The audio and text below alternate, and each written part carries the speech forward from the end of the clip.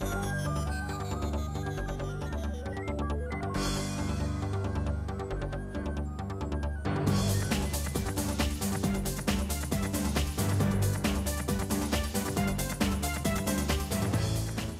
and welcome to our Open Line Election Special. I'm your host, Thomas Gandy. In advance of the May election, we have invited all of the candidates for City Council to come to our studio and answer questions about many of the issues important to voters. ICTN viewers were invited to submit questions via email and Facebook, and some of those themes were incorporated into the program. All candidates will be asked the same series of questions, and most of those questions were provided to the candidates in advance. Each is limited to a total of 10 minutes. Now, here are some important dates to keep in mind. Election Day is Saturday, May 12th. Places 4 and 6 are single-member districts. Place 8 is at-large. Early voting runs April 30th through May 8th at City Hall, the Irving Arts Center, and the Valley Ranch Library. The City Secretary's office can answer your election questions. That number is 972-721-2493. Spanish speakers can call 214-422-3751. And there's more information on the city's website. That's cityofirving.org. Now to the interviews. We will be talking to the candidates in the order they will appear on the ballot. We begin with Place 4 and retired firefighter Phil Riddle. Phil, welcome to you. Thanks. Thanks, Thomas. Why do you want to serve on Irving City Council? It's about service to the people. It's about being able to do for the people what the city's done for me. I've grown up here. My folks moved here in 1946, so I've seen lots of changes in this city. It was a great place to spend my childhood. And then I went to work for the fire department, and it was a great career for me. It enabled me to raise my children here in Irving, and it's about giving back to the city and giving back to the people what they've done for me. What qualifies you for this position?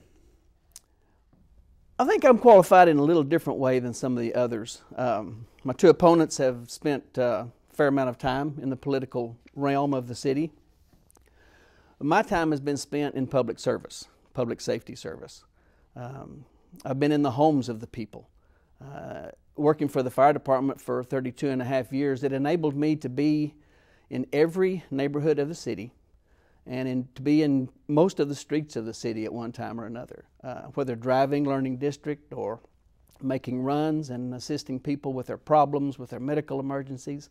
So I've been able to be in every part of the city, from the areas of town that are in great need to the areas of town that are very affluent and doing very well.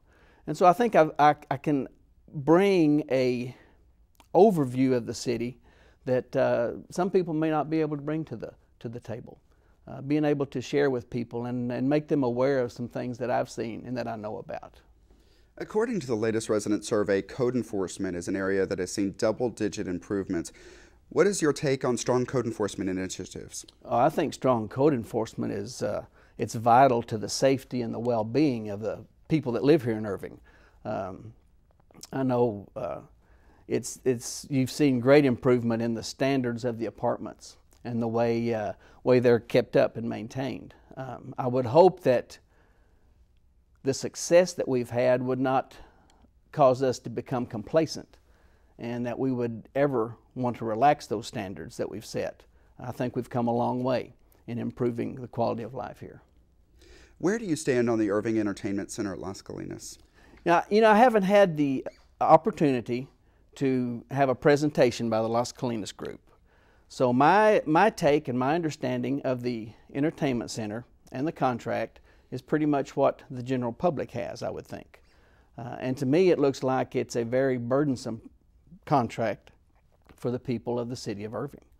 I would be fearful that it could become a black hole for the city, that we could continue to pour into it and never have anything come out. I know in the Dallas Morning News a couple of weeks ago, there was an article about Stockton, California. And some of the very things that they had invested their time and their money into reminded me of what they've been talking about out there in Las Colinas. And so I would say I think we need to be cautious. And I think we need to be very careful about how we put our money into that project out there. The Chamber of Commerce Board is recommending that the city ease its 60-40 rule, which dictates the ratio of food to alcohol sold in restaurants. What is your view on that? I don't see any reason to ease it. I think it's been very successful for the city. We've had good quality restaurants and eating establishments come in here. I don't think there's any need to relax something that's working very well for us right now. Now that land in Heritage Crossing is cleared and open to new developers, what is your view on the future of that project? I think it's exciting. I think the fact that, if you excuse the pun, it's a new lease on life for that down there. I think we can bring some developers in that maybe have some different ideas. I know there's talk about increasing the density of the population in the Heritage Crossing area. And I think we need to be very careful how we do that. We want to be careful that we don't overload the infrastructure that's there right now. And I think we need to be careful that we don't take away from and destroy the distinctiveness of the Heritage Crossing area. That's the area that I grew up in. That was what I knew as a child, was that area right there. And it was, to me, it's not houses with numbers, it's homes that have names attached to it. And I hate to see us lose the heritage, if you would, of what the city was right there. What are the biggest needs that should be addressed in the city of Irving? I think we need to keep pursuing water. We need to make sure that we keep looking for water sources so that we don't end up being totally dependent on the city of Dallas or another water district, but that we kind of take care of ourselves. I agree with the mayor on that. I think there's a real need, Thomas, for civility between people in the city. I think being able to talk to each other, to differ agreeably, without becoming so engrossed in name-calling and finger-pointing that you actually lose track of what it is you're talking about and what you're trying to support. Certainly the economy has affected all cities, and Irving has implemented a number of cost-cutting strategies. What do you think of the way the city is responding? I think they've done very well. The city staff has, and those who work for the city have done a great job of picking up the slack when positions haven't been filled from either retirement or people moving to another department. And I think the city has done a very good job of picking up the slack. And I think they should be commended. The employees of the city should be commended for what they've done and how they've covered the needs of the city. What should be done to keep and attract businesses? I'm in favor of the tax abatement procedures that we have in place. I think we need to make sure that we continue to work with the chambers of commerce, that we have good infrastructure in place, that the streets are in good condition. I think the city needs to be kept clean so that when cities come and when businesses come to visit us and when they come to look at the city, they're impressed with what we have here. We have about 3 minutes remaining, and the topics of ethics and transparency are being reviewed right now by a city council committee. What are your thoughts on those topics? I think it's very important, it's of the utmost importance that elected officials and city staff as well be accountable to the citizens of Irving. I think they need to make sure that the dealings that they get involved in, the contracts that they get involved in, reflect in a positive manner on not only themselves but on the city as well, because they are the city's representatives. And finally, what are you most proud of in the city of Irving?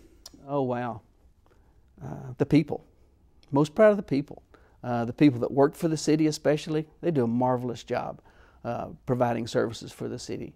And I'm proud of the people that live here because they're proud of the city. They want to be involved in what goes on, and they want Irving to be a good place to live and to be a good place to do business. Firefighter Phil Riddle, thank you for being here. Thank you, Thomas. Next on the ballot in place 4 is commercial real estate professional Fran Vanilla. Thanks for coming in, Fran. Thank you for having me. First, why do you want to serve on Irving City Council? Well, I love Irving. It's a great city, but it could be even greater because we have so much potential. What qualifies you for this position? Well, I have served 10 years previous and on many boards and commissions. Just been real active in the city a long time. According to the latest resident survey, code enforcement is an area that has seen double-digit improvements. What is your view on strong code enforcement initiatives? I like strong code enforcement, and really and truly it has opened up wonderful avenues for us to brighten our city and making it better. We do still need, however, to be very cautious of the people and the businesses as we work with them to make it better. Next topic, what is your view on the Irving Entertainment Center at Las Colinas? You know, I don't know all about that because I wasn't there when they did it, but I do know that we desperately need restaurants and shops and hotels within walking distance of the convention center, or it won't succeed. So I hope to get there and contribute to that in some way. The Chamber of Commerce Board is recommending that the city ease its 60-40 rule, which dictates the ratio of food to alcohol sold in restaurants. What's your view on that? Well, you know, we put the 60-40 in place a long time ago, and times have changed and things have changed, and it didn't just make our city decay like everybody thought at the time it might. So maybe now it's time for us to review. I don't have all the particulars about that, but you know, after a long time, sometimes it's necessary to go back over and review how it's working out and what's taking place. Now that the cleared land and Heritage Crossing is open to new developers, what are your thoughts on the future of that project? Well, let me tell you, I really don't want it to stop. This is the furthest we've ever come to revitalizing our downtown or the south part of our city. And I really don't want it to stop. So I don't know what the next step will be. The land is cleared, and that's the hardest part, you know, is putting the little pieces back together.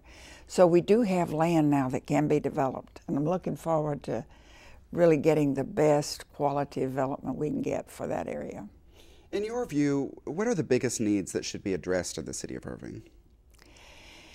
Well, I think right now we need to be very cautious and careful of our budget because it's been a downturn, and our city has came out really well with that because we didn't lay anybody off. We're still a AAA bond rated city, but we must be very cautious and careful to make sure that this city goes forward the way it is now. And you touched on this in your last answer, and certainly the economy has affected all cities, and as you mentioned, Irving has implemented some cost-cutting strategies. So what do you think of the way the city of Irving has responded? I think it's done very well. Most of the cities around us had to decrease their employees. They had to do a lot of things, and we did not have to do that, and I was very grateful for that. We're still, our fire and police and protection is all there. All of our employees stayed, and I think that's saying a great lot for the management of this city. What should be done to keep and attract businesses in Irving? We must come back to being a positive city. The negativism has cost us lately, and I think we must stay our positive self, making the investors and the people who would like to come here to live cognizant of what a wonderful city we do have and the services that we provide and the wonderful atmosphere of doing business in our city.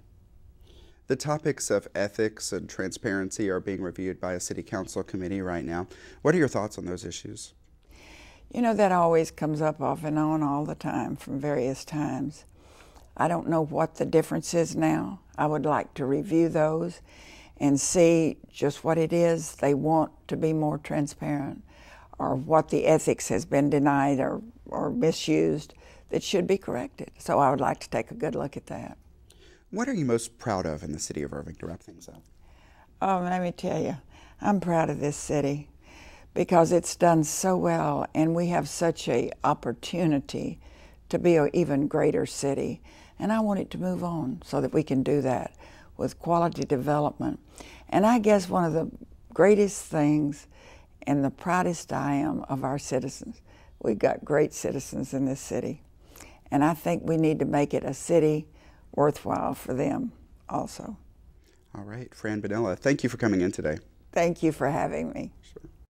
Also on the ballot for City Council Place 4 is Attorney Joe Putnam. Joe, thank you for being here. Thank you. Thank you for inviting us. Sure. Let's get started by asking, why do you want to serve on Irving City Council? Well, there are some issues of concern to me that I've been discussing for the last year or so that I'm still concerned with. And also, I believe that South Irving, this is going to be a South Irving district, that South Irving needs a strong advocate and an effective representative, and I think I'm the best person for that job. What qualifies you for this position? Well, I've been in Irving for 44 years. I've lived in South Irving for 44 years. I've had my law practice in South Irving for 44 years. I've done prior time on the city council, both on the city council and as mayor. And I also think that I have a very thorough understanding of the issues that the city needs to address at this time. According to the latest resident survey, code enforcement is an area that has seen double-digit improvement. What is your view on strong code enforcement initiatives? Well, I think our citizens want a strong code enforcement program. Currently, our code enforcement program, as I understand it, is running about $800,000 below a year below normal operating budget. I think that has to be addressed, and I also believe that the focus of code enforcement ought to be on compliance and not simply revenue generation. And of course, to have effective code enforcement, you have to have reasonable rules and regulations. What is your take on the Irving Entertainment Center at Las Colinas? Well, I think the present proposal is a mistake. To finance the $210 million that is required under the present proposal would require use not only of the 7% hotel tax, but also would require the use of property taxes. It would also result in a loss of our AAA bond rating. So I think the present proposal is not feasible, and it's too risky. And if they want to do it, they need to take another look at it. The Chamber of Commerce Board is recommending that the city ease its 60-40 ratio on food to alcohol sales in restaurants. What is your view on that? Well, I haven't seen their proposal, so I really can't comment on it. I think there are two things that have to be kept in mind when that issue is dealt with. Number one, we don't want to do anything that would compromise the enforceability of our RAB ordinance. And also the exemption the City Council granted in 2009 for the Arts Center, the Entertainment Center, and the Convention Center needs to be repealed. Now that cleared land in Heritage Crossing is open to new developers, what is your outlook for that project? Well, I think we have to, where we are is we're back at square one. We have to start over. And the project that they started with in 2006 or 7 is not here anymore. So what the City Council needs to do when it gets the land back in the name of the city is to find some experts who are familiar with our market, who can tell us what is practical, what is realistic, and what is feasible, and the property will have to be made available to developers that might have a use for it. I anticipate the process of using the land that we acquired will probably take from 10 to 15 years. What are the biggest needs, in your view, that should be addressed in the city of Irving? Well, I have two issues. One, city finances. The city budget, taxes, spending, debt, and spending priorities, and also city management. And that gets us into the next question. You mentioned the economy, and certainly the economy has affected all cities, and Irving has implemented a number of cost-cutting strategies. What do you think of the way the city of Irving is responding? Well, I think the city council could do better, and city management could do better in the way that it has tried to cope with static revenues. The city has been through that before, 2001 and 2002, so I have some knowledge of how to do that. I think that the City Council needs to take a very thorough look at the budget this year to determine whether or not the priorities that have been adopted to deal with revenue, the revenue limitations are really the right priorities. What should be done to keep and attract businesses in Irving? Well, I think what businesses like to see is, number one, a city that will work with them, and they like to have reasonable rules and regulations and requirements. And I don't have personal knowledge of this, but I hear from the community that businesses don't believe Irving is as business friendly as it used to be, and that's something we need to look at. The topics of ethics and transparency are being reviewed by a city council committee right now. What are your thoughts on those topics? Well, I think ethics is always something that's worth looking at. We have an ethics policy that was adopted in 1996 or 1997. I've always said the best ethics policy is for the voters to elect ethical representatives, but it's always something worth looking at. I think we need to have real transparency at the city. I think transparency is not just receiving the information the city administration wants citizens to have. It's permitting citizens to receive the information that they desire and that they want. So I think we have some work to do on making sure that the transparency is a real transparency. And finally, what are you most proud of in the city of Irving? What I'm most proud of is the people I've met over the years and the people I know. You know, the friends are what makes communities, and my friends are really what I take away from Irving. Joe Putnam, thanks for making time for us. Thanks for allowing me to be here. We're moving on now to the candidates for City Council Place 6. First on the ballot is attorney Brad Emblem. Thank you for coming in, Brad. Thank you. First, let me ask you, why do you want to serve on Irving City Council? I'm running for council really because I want to take council back for our citizens. I'm a 10-year Valley Ranch homeowner, husband, father.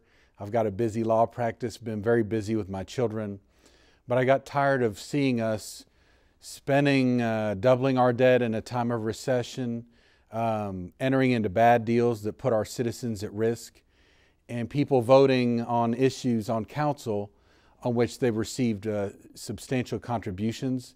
And I think we need to put a stop to that, and I want to be an open, honest voice. I'm an outsider to Irving city politics. I come from a residents' and taxpayers' perspective, and I think the people deserve that. So what qualifies you for this position? What qualifies me, one, is I am an outsider. I don't have the close connections that others do, including my opponent, to some of these issues. I am a family lawyer. I've been board certified, which means I'm an expert. I worked very, very hard in my career and with my children, and I approach it from the resident's perspective. I've been on a lot of boards and won a lot of awards for my law career, and I've always put family first. But to me, this comes pretty close because I don't believe the citizens are being represented by the council.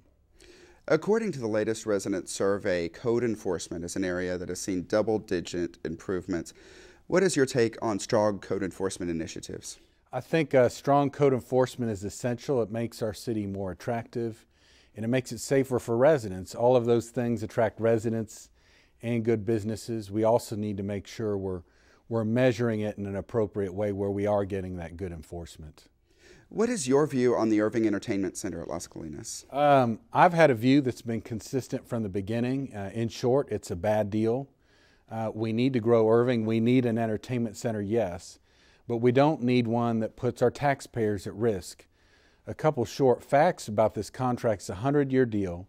We're going to put in $180 million, which means we have to go bond even more. We don't have a right to audit this contract with that much money at stake. Our private developer gets the profit and we get all the risk. The city manager doesn't like it, our financial advisors don't like it, and the residents don't like it. We don't need a deal that puts us at risk. We have the keys to economic development. We have Dart Orange Line going through this year. We've got our convention center there. We've got lots of residential development in Las Colinas, and there is no need to put ourselves at risk. One of the questions we need to ask is, why are the people who receive the contributions from LCG voting for LCG repeatedly? That needs to stop, and I've been a leader in this area. My opinions have been very consistent from the beginning on my website, bradforirving.com, and I think that you'll see a consistent position the whole way through. I've also spoken at council meetings on the right of the citizens to be able to vote on this issue and amending this contract to make it a bigger win for Irving taxpayers. My opponent was at those meetings and he did not speak. Next question. The Chamber of Commerce Board is recommending that the city ease the 60-40 rule, which, as you know, dictates the ratio of food to alcohol sold in restaurants. What's your view on that? My view on that is we always, as I've always said, we need to look at things that make Irving competitive for business. In some ways, we're not as competitive as other cities, and I think we need to look hard at those things, but always with a right or a way that protects our citizens and makes sure that it's a good deal for everybody. Now that cleared land and Heritage Crossing is open to new developers, what's your outlook for that project? We need to work with developers who are honest, transparent, and who are willing to work to put our residents first.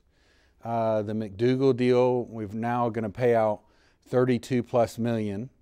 We're not getting land worth that valuable, and we're paying all the developer's expenses. We're assuming all his loans. We're letting him keep his big consulting fee and not return any of the perks that he's received, like the apartment, I think $3,500 apartment we've rented him.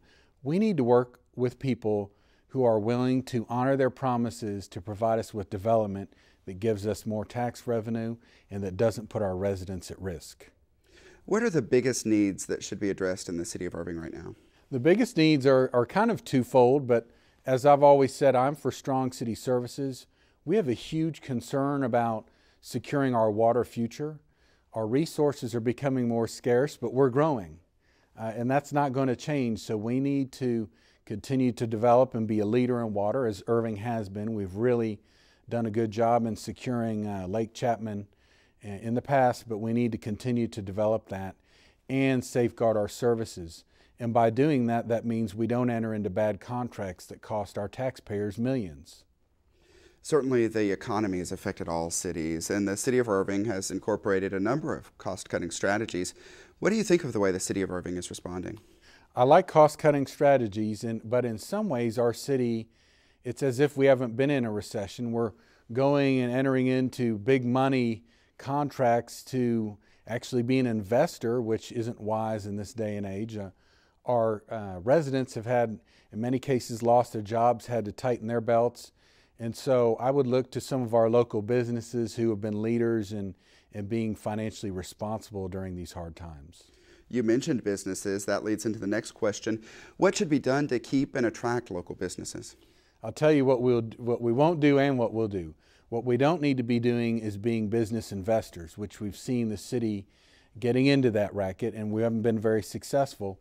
We also don't need to be competing with our private businesses in the restaurant business and other things.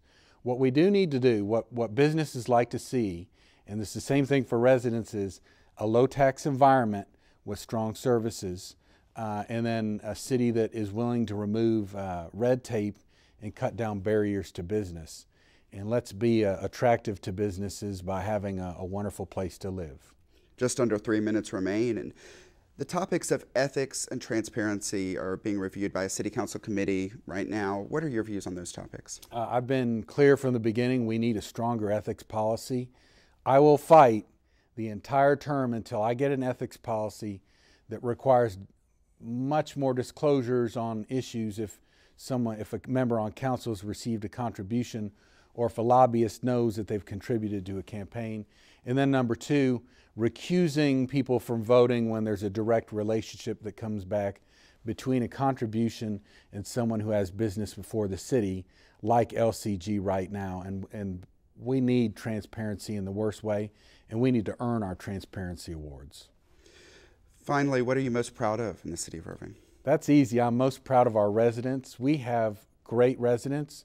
We're a very diverse community, particularly in District 6. We've got a wonderful mix, and I'm looking forward to representing those citizens first, not developers, not necessarily the chamber. Willing to work with everybody, but I will always put the taxpayers first. Brad Lamorges, thanks for making time for us. Thank you. Our next candidate for place 6 is attorney William Bill Mahoney. Thank you for being here. Thank you. Let's get started by asking, why do you want to serve on Irving City Council? I'm running for Irving City Council Place 6 because I'm committed to public service and I'm committed to the community. I've served in the U.S. Army and the Army Reserves for over 22 years. I was deployed for Operations Desert Storm and Joint Endeavor in Iraq and Bosnia, respectively. In Bosnia, I served as the legal advisor to the Bosnian Election Commission and helped draft Bosnia's election law. After retiring from the reserves, I began serving as the commissioner on the Irving's Buildings and Standards Commission. and as a representative on the Green Advisory Committee. I have also served on the Chamber of Commerce and Irving Symphony Association's boards of directors. I feel it's time. We all have a responsibility to serve our community. I have the experience and proven conservative leadership to improve the quality of life in Irving.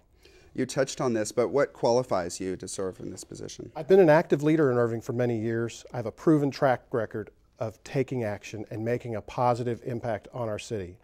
I'll maintain my fierce independent principles and not be swayed by special interest groups that support one political camp or the other. I have negotiated in war-torn countries, in business, and in the administrative process with business owners for the best of communities. I want to bring that invaluable leadership to the city of Irving. According to the latest resident survey, code enforcement is an area that has seen double-digit improvements. What is your take on strong code enforcement initiatives? Well, as I said, I served on Irving's Building and Standards Commission for 6 years. I've been on the front lines fighting out-of-state slumlords to bring Irving's buildings back up to code. We need to continue strong code enforcement to ensure a vibrant future for our community. What is your take on the Irving Entertainment Center at Las Colinas? The Entertainment Center is vitally important to the future growth of Irving. Commercial and residential development cannot succeed without additional entertainment and retail options. That being said, the Entertainment Center project could have been better negotiated. Use of the current management team has become divisive, and that could delay or deter the project. I have a vision for getting this project completed. I will start with the creation of an oversight board to oversee the entire project. The oversight board could be part of the ICVB and would make recommendations on necessary contract negotiations, perform construction oversight, and manage any future potential funding surpluses. We cannot afford to allow this project to inefficiently flounder in City Council chambers. The Chamber of Commerce Board is recommending that the city ease the 60-40 rule, which, as you know, dictates the sale of alcohol in restaurants, the ratio of food to alcohol. What is your view on that? I support the Chamber's initiative. I was actually at the Chamber of Commerce Board of Directors meeting where they passed it. It's no longer in a committee. It's been passed as a resolution by the Chamber of Commerce. The current reporting requirements are outdated and inconsistent. Our businesses need to be able to compete with neighboring cities. This can be accomplished without sacrificing the quality of the establishments we have in Irving. Now that cleared land at Heritage Crossing is open to new developers, what is your view on the future of that project?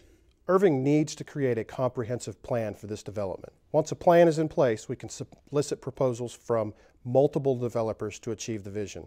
There also are other parts of the city which need cleaning up. We need to continue to focus on code enforcement and redevelopment. I bring experience in that area, having forged numerous business agreements for my clients. What are the biggest needs that you see that should be addressed in the city of Irving? One is the greater transparency in the political process. We need to eliminate actual or perceived special interest influence in our local government. Petty politics have negatively impacted our city, as you know. City Council is designed to be a nonpartisan governing body where representatives should put the best interest of the city above all else. Transportation and infrastructure is another. The North Texas Council of Governments has projected that the region's population could double in the next 10 years. We need to ensure that we have the infrastructure to sustain our growth well into the 21st century. That includes having a transportation system sufficient to efficiently move goods and people throughout the city. We also need to make sure we manage our natural resources, like water, to support our growing population. Certainly, as you know, the economy has affected all cities, and Irving has put into place a number of cost-cutting strategies. What do you think of the way that Irving has responded to the economy? The city leadership has done a good job of balancing the budget without cutting services or increasing taxes. We should take every opportunity we can to reduce the tax rate. The most effective way to reduce the tax rate is through expanding business and thus increasing revenues to the city. Taxes can also be lowered by ever more efficiently providing the current level of city services. There's more we can do. That gets right into our next question. What should be done to keep and attract businesses? Irving is a pro-business city. We are continually recruiting corporations from around the country through our economic development partnership with the Chamber of Commerce. We need to continue developing our transportation and infrastructure systems to sustain our growth. As part of our recruitment efforts, we need to focus on expanding our retail options. We also need to promote the educational opportunities within our city. We have many wonderful public and private school options available to our residents, and we need to let people know that. The topics of ethics and transparency are being reviewed by a city council committee. What are your thoughts on those issues? I don't think they're doing enough. We need a stricter ethics policy. rules of procedure to promote civil discussions in council meetings, and necessary revisions to the city's charter. For instance, we need to limit contributions to candidates. I have personally limited individual contributions to my campaign to $250 and have challenged my opponent to do the same. I understand I'm in a special, small, single-member district, but for the size of the district, we could have appropriate campaign limitations so that we don't have the outside influence of special interest groups. We cannot run our city government properly without making sure that our leadership is looking out for the best interests of our city first and not special interests. Finally, what are you most proud of in the city of Irving? Lately, the continuous crime rate reduction is tremendous. I will advocate for more focus on crime rate reductions in the Valley Ranch and Hackberry Creek areas. Safe neighborhoods are vital to our city's future, and that's a proud accomplishment we've had over the last many years, probably last 5 years. Irving also has done a great job positioning itself as a national leader in transportation. We host the National Transportation Summit here in Irving and the Transportation Convention in Washington, D.C. Our location in the middle of the Metroplex, accessible by all major highways and right between both major airports, makes us an attractive candidate for growth. Irving has several key areas that are primed for growth and redevelopment. We've got the transit-oriented developments around the soon-to-be-completed DART line. We've got the redevelopment at the Texas Stadium site. We have the Las Colinas Urban Center still has available growth, and we have the Heritage Crossing. Irving can expand its tax base, which in turn could lower property taxes by seeking and encouraging the right types of developments for these areas. These developments should necessarily include quality retail options. All right, William Bill Mahoney, thank you for being here. Thank you. We continue our open line election special with a look at Place 8, an at-large district. Insurance agency principal Tom Spank is among the candidates, and he joins us now. Welcome, Tom. Welcome, Thomas. Thank you. First, let me ask you, why do you want to serve on Irving City Council? Well, I want to serve to listen to the needs and concerns of the citizens, take action on those needs and concerns, and then help see that we are providing the best services to our citizens at the least possible cost. What qualifies you for this position?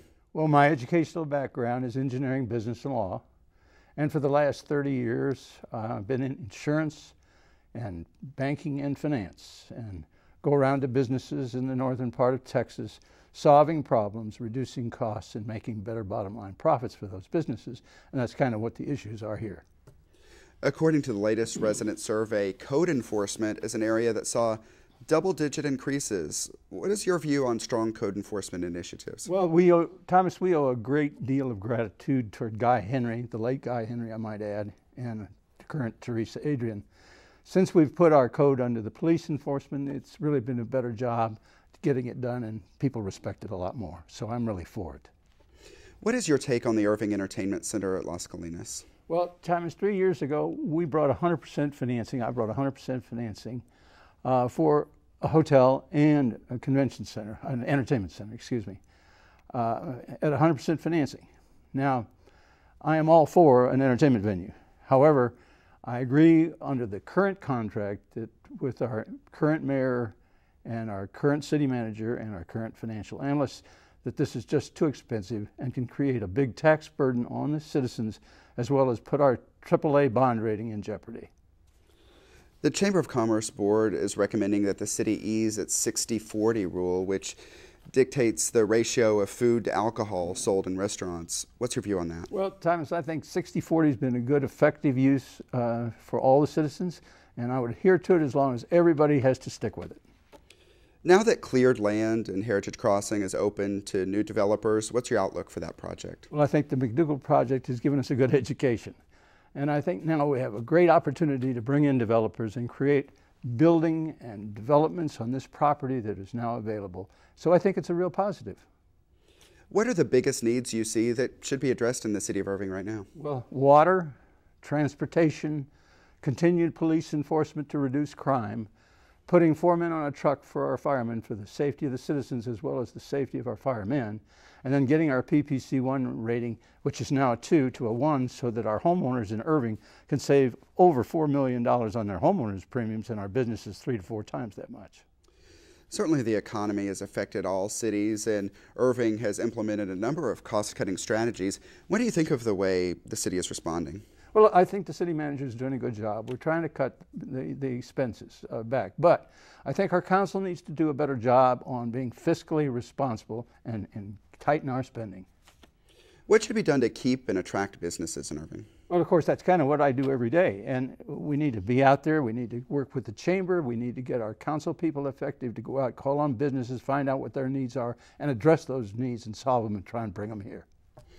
The topics of ethics and transparency are being reviewed by a city council committee right now.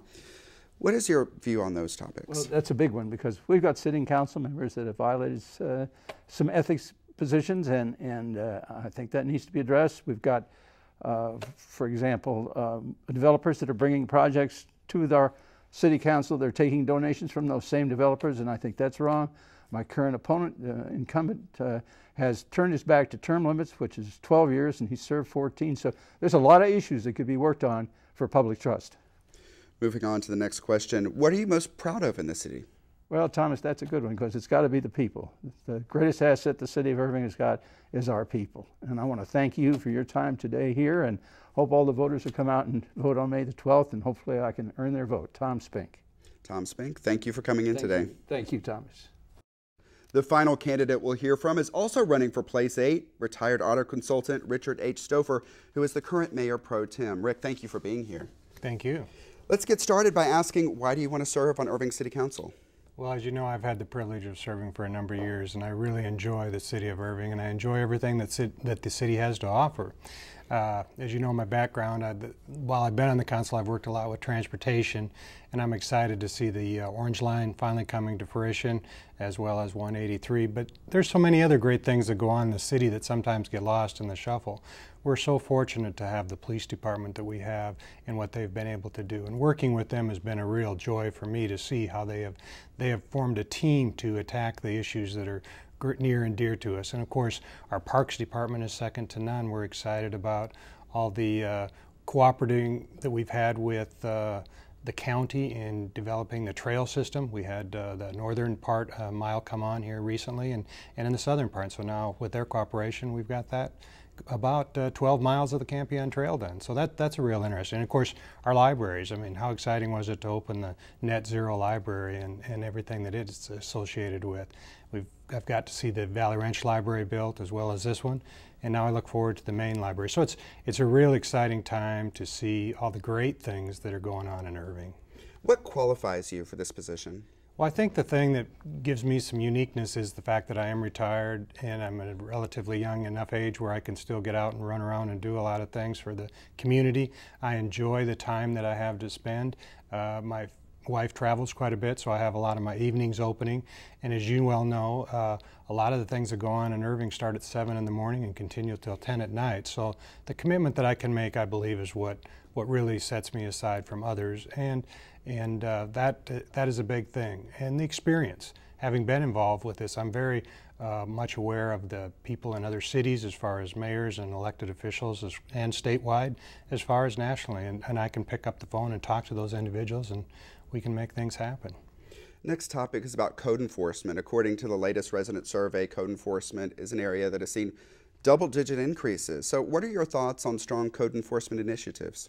Well, I think we've done a terrific job with code enforcement. This is something that's been going on for at least the last 20 years I've lived in the city, that there's been a cry for cleaning up the neighborhoods and things of that nature. And we've done an excellent job, starting with the Building and Standards Commission that we put in place about 12 years ago to look at the dilapidated buildings and what we could do. They've cleaned up hundreds of buildings across the city, and also working with our Planning and Zoning Commission and with staff to update our codes and our zoning ordinances.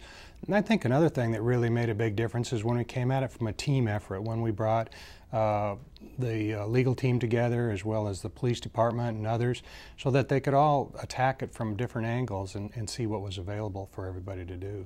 And so I think it's been a cooperative spirit, and we've received great feedback on it. I mean, everyone wants to live in a nice neighborhood. They want to feel safe to go out. They want cleanliness so that they don't feel like their kids can be lost or something go wrong with them because there's a junk car or things sitting around that they could get hurt on. So I think the neighborhoods being cleaned up and the homes being cleaned up is a real benefit. And the citizens are obviously happy with it too.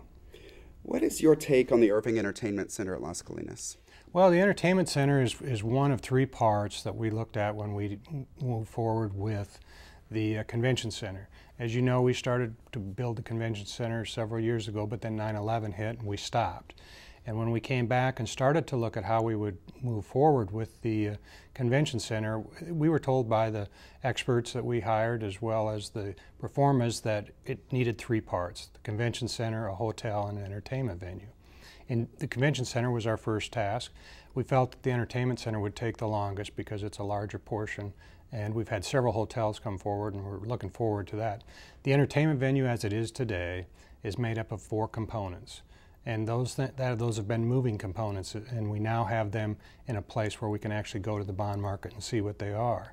For example, just through the last legislative session, 6.25% of the sales tax that normally goes to Austin would stay with the venue product. So that's one source of revenue. The hoteliers came forward and agreed to add a 2% sales tax on the visitors that come and stay in the hotels. That's the second component. The third component is the concessionaire, which we have looked at giving from $40 million to $60 million now. Their participation is $80 million.